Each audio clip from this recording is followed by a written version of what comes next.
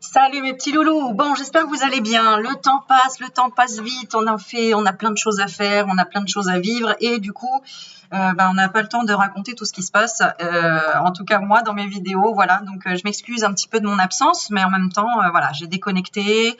J'avais pas de connexion là où j'étais en vacances et c'est pas plus mal.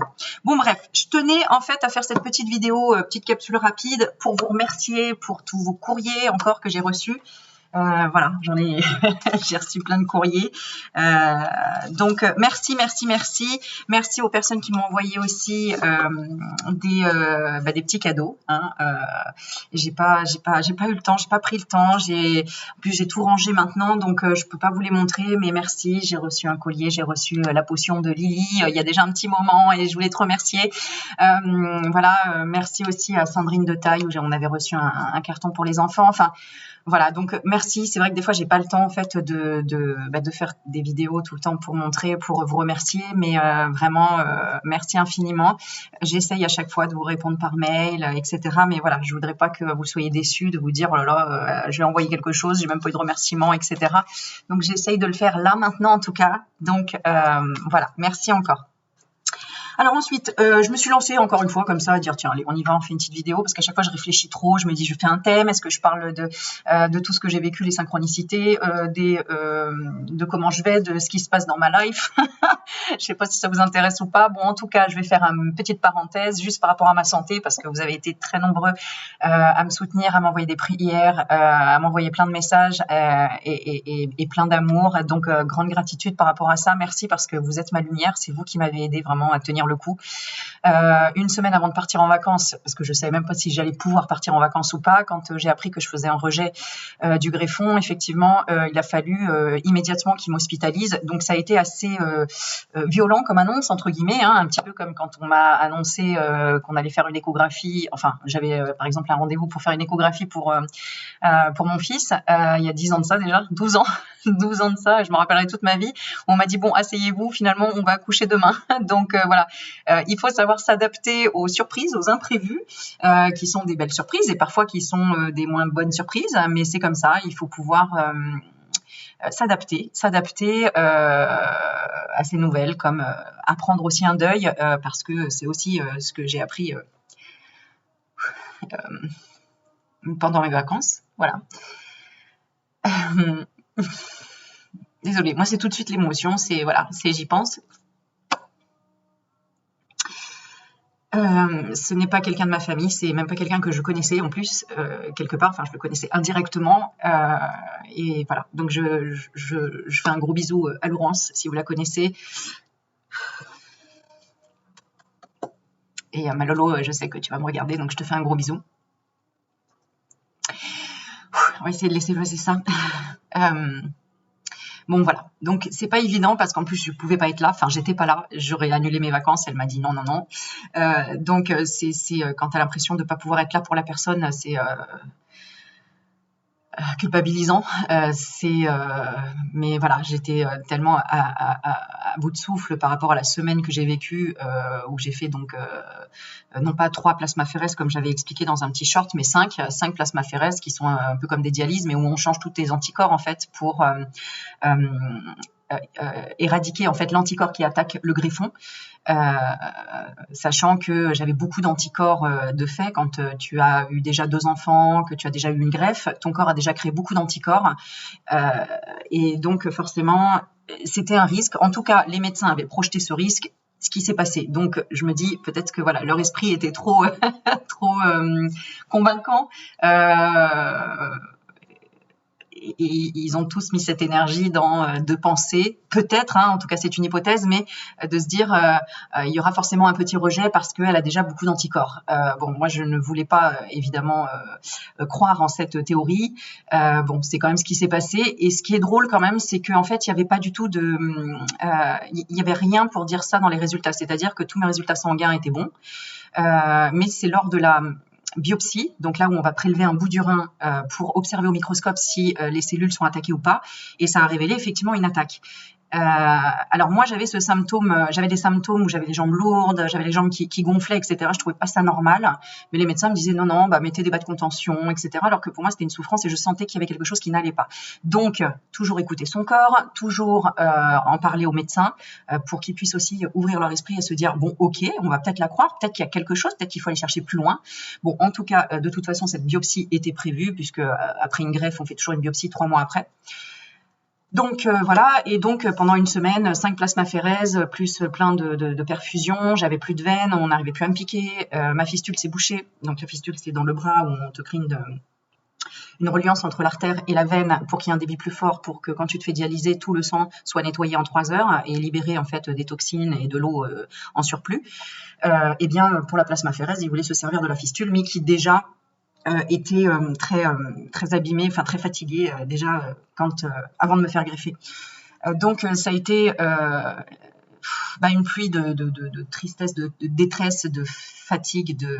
Franchement, cette semaine-là, je m'en rappellerai, je crois, toute ma vie parce que je suis tombée à genoux en fait. C'est vraiment ça, tu vois, ça m'a fait penser vraiment quand tu dois tout lâcher et laisser Dieu faire parce que tu ne peux plus rien faire, tu tombes à genoux et que tu ne peux plus rien contrôler et que tu dois laisser les autres s'occuper de toi et se rendre compte aussi peut-être de certaines choses parce que je sais que j'ai été là aussi pour certainement faire prendre conscience à l'entourage médical de certaines choses. Bon, ça c'est chacun le voit comme il veut, mais je suis vraiment littéralement tombée à genoux en disant je ne peux plus rien parce que c'était compliqué. En fait, ils m'ont annoncé qu'il fallait tout de suite que je me fasse hospitaliser parce qu'ils n'arrivaient plus à me piquer, qu'il n'y avait plus de place pour les plasmaphéreses, qu'il fallait la faire dans les 2 heures parce que sinon après on pourrait pas. Enfin, manque de personnel, manque de trucs. Enfin, voilà, tous les trucs dans les hôpitaux, très compliqué. Et du coup, je devais rentrer chez moi pour trouver quelqu'un pour garder mon chien, parce que pendant une semaine, je ne vais pas laisser mon chien tout seul. Donc, il fallait que je rentre dans tous les cas pour ouvrir mon appartement. Je suis la seule à avoir les clés. Et du coup, à trouver quelqu'un pour garder mon chien. Merci Bruno, qui a gardé mon chien pendant une semaine. Donc, merci, un grand merci. Et du coup, j'ai dû faire donc un aller-retour, appeler mon taxi, dire allez hop, on y va, vraiment comme dans le film Taxi. Il faut être là dans 1 heure. J'ai dû préparer ma valise, manger, donner mon chien, me conditionner à me dire bon ok Aurélie, tu vas 1 semaine à l'hôpital, tu sais pas si tu partiras en vacances après, il y a encore une épreuve, il y a encore un truc, il y a encore de la souffrance parce que il fallait faire vite pour me poser un cathéter jugulaire et sous anesthésie juste locale. Donc, fallait que je me prépare vraiment mentalement à tout ça. Et ça a été assez compliqué, sachant que j'étais vraiment dans un épuisement mental, physique, psychologique, enfin tout ce que tu veux, quoi. Vraiment, j'étais, tu sais, à te dire encore, mais pourquoi un rejet? Je veux pas le rejeter, je veux le garder, ce rein. Mon Dieu, quoi, c'est tellement une bénédiction que j'en culpabilisais même à me dire, mais pourquoi je le rejette en fait? Je veux comprendre, quoi, tu vois. Bon, du coup. J'ai compris en partie à l'hôpital, mais j'ai eu une belle bénédiction après cette épreuve, j'ai envie de dire.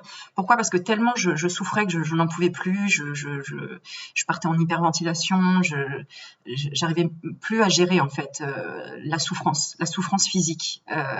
On m'a piqué une fois, ça a raté une deuxième fois. Tu sais, quand vraiment tu n'en peux plus qu'on t'attaque et que ton corps en tout cas est attaqué par des piqûres, par des souffrances internes. Et comme je ressens tout, vraiment dans le moindre effleurement, je pouvais plus. Bref, donc j'ai eu un super infirmier, Laurent, encore un Laurent, qui a entendu cette détresse et qui m'a dit est-ce que, après m'avoir donné un cachet pour me détendre, après vouloir me mettre un masque mais je voulais pas, il m'a dit est-ce que vous voulez qu'on appelle une hypnothérapeute? Alléluia, carrément, c'est ça que je veux moi, c'est une médecine alternative, c'est quelque chose dans la douceur, dans l'accompagnement. Et au final, là, donc, Nadia, merci encore Nadia, une infirmière anesthésiste incroyablement douce à l'écoute, qui m'a fait en fait cette séance pendant que j'avais le champ là sur ma tête, que je pouvais rien voir et qu'on était en train de me mettre donc un tuyau au niveau de la veine pour après avoir un tuyau qui sort pour qu'on puisse me brancher les trucs pour faire les plasmaphéreses. Ouais, je sais, je suis désolée, ça vous fait peut-être, mais bon voilà. En gros, c'est la réalité, hein, c'était ça. Et du coup, je me suis dit, bon, ça fait un moment que je vais arrêter de fumer, cette hypnothérapeute est géniale. Je lui ai demandé si, dans la semaine d'hospitalisation, elle pouvait revenir pour me faire une hypnose pour le tabac. Voilà, je vous condense un peu tout hein, dans la semaine comme ça. Et au final, elle m'a fait une séance 3 jours après. Et incroyable. Elle m'a dit qu'est-ce que vous voulez? Je lui ai dit je veux oublier ce que ça existe déjà, tu vois. Et au final, ça a fonctionné, mais comme ça, du jour au lendemain. Truc de fou. Alors, j'avais déjà préparé le terrain parce qu'en fait, quand tu veux arrêter une addiction, il y a déjà plein de processus avant qui se font. Notamment, j'avais pris la formation addiction de Jean Laval, qui est très, très, très, très bien. Je vous la conseille d'ailleurs, parce qu'il te fait réaliser certaines choses, etc. Et puis, il te donne de la motivation. Et c'est ça qui m'a déjà motivée au départ par des compréhensions, des déclics, etc. Et donc, je commençais déjà à jeter mes paquets de cigarettes sans culpabilité de me dire ouais, ça coûte 10 balles quand même, etc. etc. Et ce jour-là, c'est ce que j'ai fait en me disant bon, je le jette à la poubelle. J'avais déjà en fait entamé vraiment cette réduction. J'étais à 2 cigarettes par jour parce que j'avais jeté mon paquet. Et que je m'étais dit bon si la femme de ménage passe et vide la poubelle ben ok et puis si elle la vide pas bon bah c'est que voilà je le garde encore. Tu vois c'est un peu ça et en fait je suis partie genre 10 minutes je suis revenue il n'y avait plus rien donc je me suis dit mais c'est pas possible en plus il y avait que ça dans la poubelle tu vois parce que tu jettes rien à la poubelle dans l'hôpital en principe voilà et en plus c'est des toutes petites poubelles et ben elle avait jeté donc je me suis dit bon ok, on est parti dans le bon sens, etc. Et du coup, quand vraiment j'avais envie d'une cigarette, je la taxais à l'extérieur. Donc, j'en étais qu'à 2 par jour. Donc, exceptionnel déjà pour quelqu'un qui fume 10 clopes par jour. Quoi. Et donc, la séance d'hypnose a été juste le lendemain. Comme par hasard, elle m'appelle, elle me dit bah, « Aurélie, c'est bon, je peux vous proposer aujourd'hui, etc. » Donc, génial. Tout était synchrone. Quoi. C'était merveilleux. Et du coup, voilà, le lendemain, paf, plus du tout l'envie. Et je sortais de l'hôpital donc le lendemain. Donc nickel. Et là, je suis partie donc en vacances avec des doutes, etc. De est-ce que je vais pas être fatiguée, est-ce que. Et là, je me suis dit bon, on y va à son rythme, tranquillou. J'ai récupéré mes enfants à 19h. J'étais sortie de l'hôpital à 18h. Et le lendemain matin, on a terminé juste les valises parce que j'avais un peu préparé, mais pas complètement. Donc tout s'est fait comme ça et on est parti tranquille sur la route. Et voilà. Et ensuite, on est arrivé donc chez Catherine. Merci Catherine. Enfin chez Géraldine. Et son fils qui nous ont accueillis pendant 2 jours et c'était merveilleux. Merveilleux. Voilà, j'ai pas d'autres mots. Donc merci encore Catherine pour ça. Et ensuite, on avait encore 500 km à faire pour arriver à nos vacances qui étaient réservées dans un camping dans le sud. Voilà, et donc toujours sans cigarette, truc exceptionnel, le truc, je revenais pas. Moi, j'étais, voilà, donc des économies, meilleure respiration, à fond dans le sport, j'avais trop envie, trop motivée et tout, donc super. Et on arrive dans le camping, on voit quoi? Une grosse tête de Bouddha comme ça. Je me dis, tiens, j'avais pas vu, enfin, moi, quand j'avais réservé, j'ai fait très vite. Voilà, c'était avec les aides de la CAF, quand tu es seul avec 2 enfants, t'as 1 an sur 2, ils te proposent de t'aider financièrement pour prendre une semaine de vacances. Et ça aide énormément, hein, faut pas se le cacher. Là, je m'étais dit, bon, allez, tant pis, j'y vais. Voilà, on verra après les frais, comment ça se passe. Et du coup, encore des Bouddhas partout. C'était génial. Et il y avait des programmes de sport. Il y avait Gabriella, la prof de yoga, qui proposait des séances de yoga que j'ai fait donc 4 fois dans la semaine, le mardi et le, je sais plus, jeudi, je crois. On a fait de la marche nordique, on a fait de la piscine, enfin bon, bref, une déconnexion totale, reprise du sport, on a fait du tennis, mon fils a fait 1 heure de footing, enfin incroyable, c'était super, une déconnexion et voilà. Et au bout d'une semaine, une petite frustration et paf, je suis repartie acheter un paquet. Donc culpabilité, on se repose la question pourquoi, etc. Bon bref, et là dans le camping, il y a Mika, je les connais tous, c'est super sympa, donc je fais gros bisous aussi à Mika, qui était en fait le chef d'animation du camping. donc à Valras, qui s'appelle le Bellevue. Magnifique camping, d'ailleurs créateur de bonheur. Hein, voilà, c'était sur leur logo, créateur de bonheur. Moi, tout ça, je l'avais pas regardé, j'avais pas vu, j'avais vite fait de réserver. Je m'étais dit, voilà, ça a l'air très bien pour les enfants, il y a plein d'activités, il y a la piscine et tout. Et du coup, il y a eu tellement de surprises pour moi-même aussi quand j'y suis arrivée. Donc, cours de yoga, une détente, c'était magnifique, il y avait des pains partout. Enfin, voilà, vraiment la simplicité en même temps avec les gens, il y avait des cours de sport, du step, de la zumba dans l'eau. Enfin, vraiment, c'était familial, c'était bon enfant. On a rencontré plein de gens sympas. Les enfants, ils se sont fait des copains. Enfin, c'était vraiment très simple et super. Et Mika, donc, avait aussi fait une formation d'hypnothérapeute. Et il est excellent parce qu'il faisait même des spectacles pour montrer ce qu'était l'hypnose, dans le but de proposer en tout cas d'expliquer aux gens que ça avait un but thérapeutique aussi pour les angoisses, pour les addictions, pour déprogrammer quelque chose et reprogrammer autre chose derrière. Et donc je me suis dit, bon, j'ai repris la cigarette, je vais prendre un rendez-vous avec lui. Ce que j'ai fait, et il m'a fait une séance et pareil, plus de cigarette, plus envie, etc. Nickel. Et on a terminé donc la semaine de camping et on est parti, encore une fois on était invités, donc c'était prévu pour repartir chez Stéphanie et Christian, des amours également. Merci encore de votre réception parce que c'était exceptionnel. Et là, recraquage.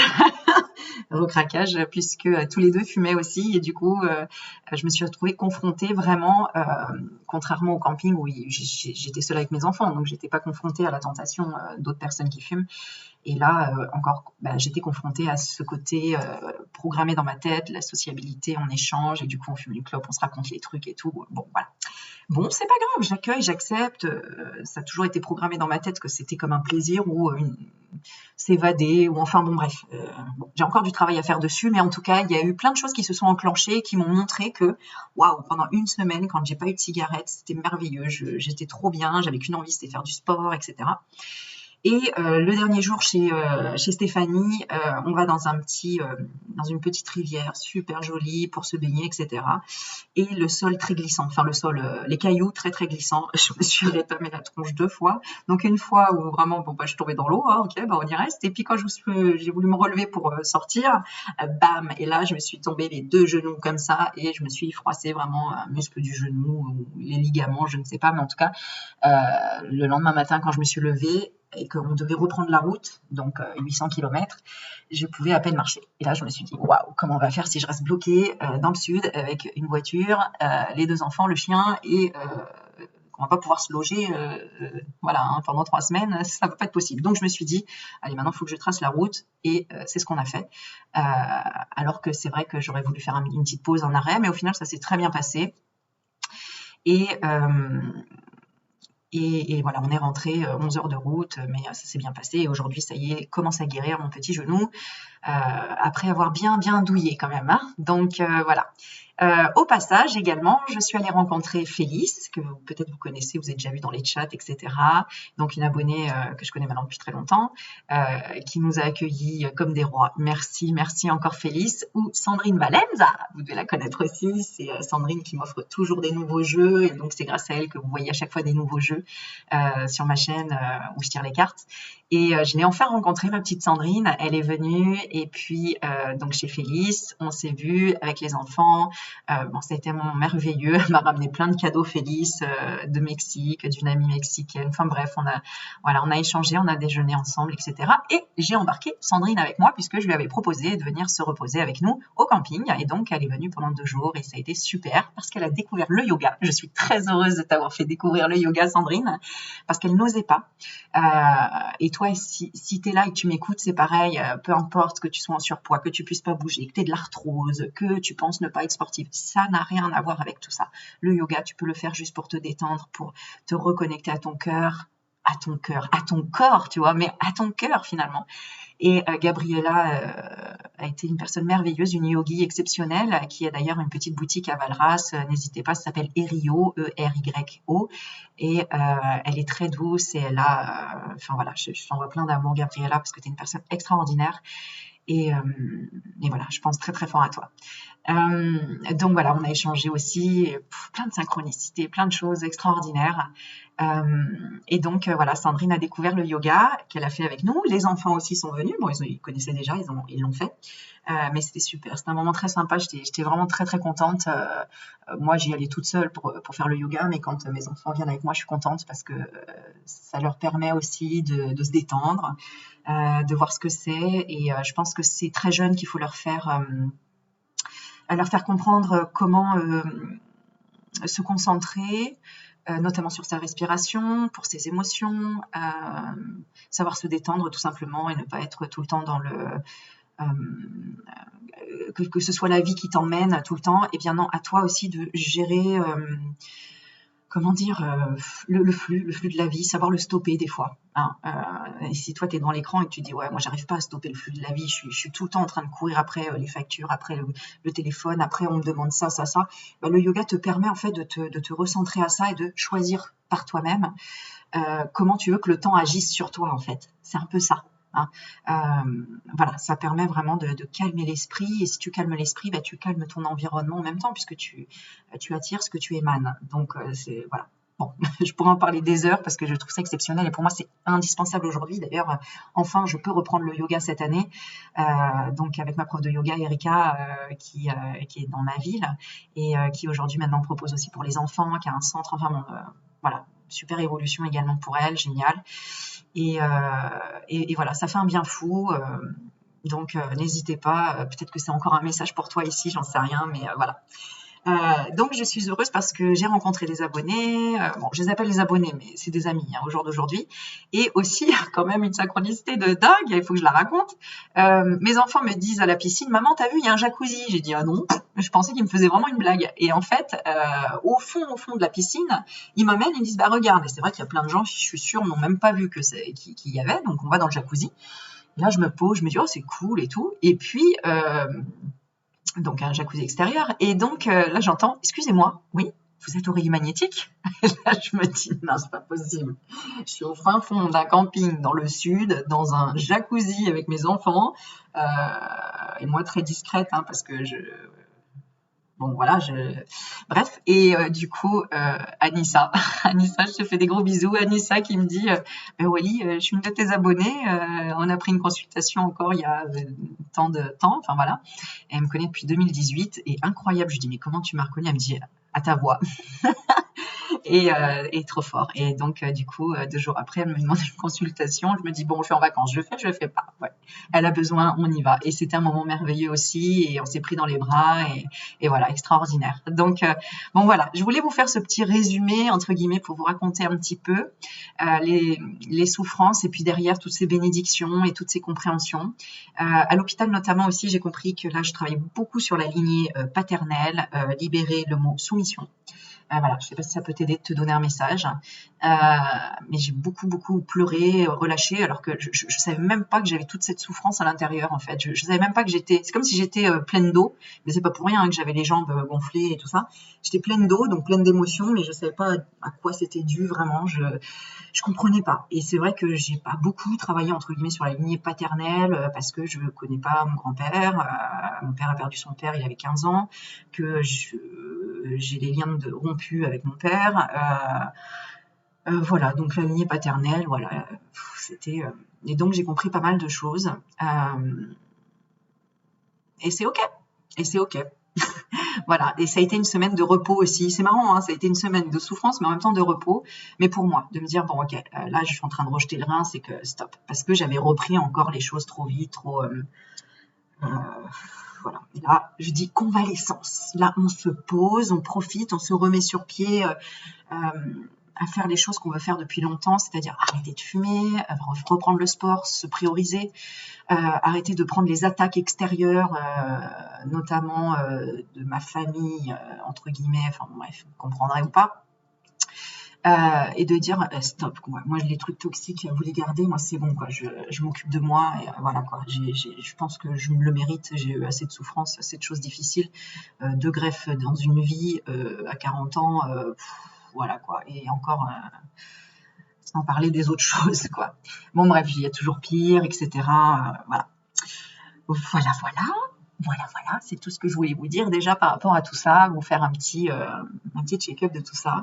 Là, je retourne encore à l'hôpital plein de fois pour faire des examens, mais là, ça a l'air d'aller bien. Les dernières analyses que j'ai faites, mais il y a toujours un petit mais, voilà. Donc je vais vraiment bien me centrer sur le fait de m'occuper de mon propre équilibre, ma santé, d'écouter mon corps. Le sport m'a fait beaucoup de bien parce que ça m'a permis vraiment alors de ressentir beaucoup d'hypoglycémie, ça c'est pas très agréable, mais du coup de rééquilibrer tout simplement moi-même mon diabète qui est dû aux médicaments, la cortisone que je prends. Et du coup, alors attends, je suis en train de me dire, est-ce que le son est au max? Ah là là. Ok, donc ça se trouve, là je viens de mettre le son au max et je sais pas si du coup tu auras entendu avant. Bon bah écoute, on verra bien. Sinon, c'est que ça doit pas être posté et puis c'est comme ça.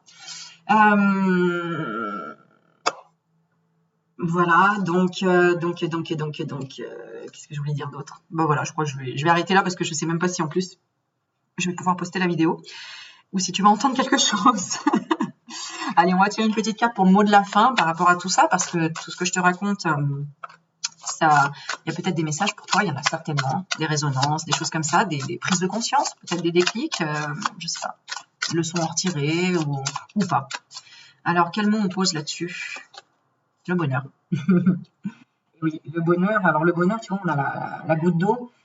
Des fois, c'est la goutte d'eau qui fait déborder le vase, mais qui apporte ce bonheur, un certain bonheur, comme ce rejet m'a apporté finalement la connaissance vraiment de Nadia pour l'hypnose, pour arrêter de fumer pendant une semaine, de vivre ça, de prendre conscience d'un tas de trucs. Ça peut être le bonheur, ça peut être juste une goutte dans l'océan. Qu'est-ce qu'on nous dit ici? Alors attends, je vais te la lire. Au milieu de la forêt, l'eau en cascade éclate de rire. Ouais, c'est vrai que quand on est dans les émotions à les libérer, après, finalement, on en rit, enfin, on en rit. On retrouve le sourire, hein, c'est quand on vit un extrême, on vit forcément l'autre. Donc, grande souffrance, et bien après, grand bonheur. Est-ce que c'est une loi? Oui, c'est une loi quantique. L'univers n'aime pas le vide, il le remplit dès que c'est vide, et quand c'est trop plein, eh bien, il va le vider. Donc, voilà, c'est un petit peu ce que j'en tire comme conclusion. À toi de me dire en commentaire ce que tu en as pensé et les messages que tu en retiens. En tout cas, dans la coupe, c'est magnifique. Hein. Regarde, on retrouve la complicité. La complicité et la beauté, la délicatesse. Je réveille la lune avec mes pas sur la neige. Et la beauté délicatesse, on n'a jamais en négligé, paraît de ses atours, la nature. Retrouver sa nature authentique, c'est d'être dans le bonheur, peu importe ce qui se passe. C'est d'accepter, c'est d'être un peu comme l'eau, dans la fluidité. Voilà, et c'est ok avec ça. Bon, mes loulous, je vous fais plein de bisous. Merci encore pour votre soutien. Merci pour vos prières. Merci pour vos intentions. Toute cette énergie envoyée. Tout ça, c'est de l'énergie. Et merci. Je crois que je vous dirai jamais assez merci, vraiment. Parce que vous êtes une communauté extraordinaire. Tu es une personne extraordinaire. Merci pour l'échange d'énergie. Merci pour qui tu es. Merci d'être là. Merci.